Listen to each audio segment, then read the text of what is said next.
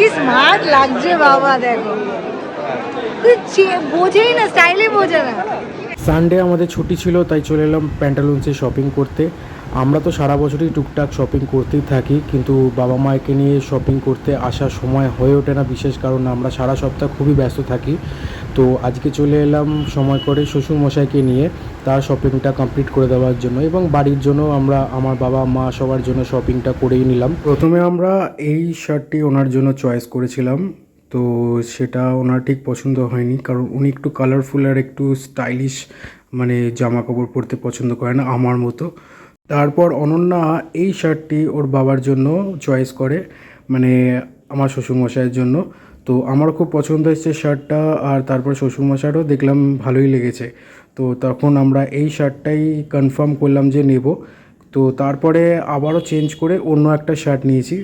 তো এই যে হাতে যে ব্লু কালারের শার্টটা আছে ওইটা নেওয়া হয়েছে, তো ওইটা ট্রায়াল করে দেখা হয়নি, ফিট সব ঠিকঠাকই ছিল। তো তারপরে আমরা চলে গেলাম কাউন্টারে বিলিং করতে। এটা ছিল ওনার দুর্গাপুজোর গিফট, তো গিফট ওনার হাতে দিয়ে দিলাম। পর আমরা ফুড কোর্টে খাওয়া দাওয়া শেষ করে বাড়ি ফিরলাম। He's got style, making all the ladies smile. With the wave of his car, he's the king of the dance.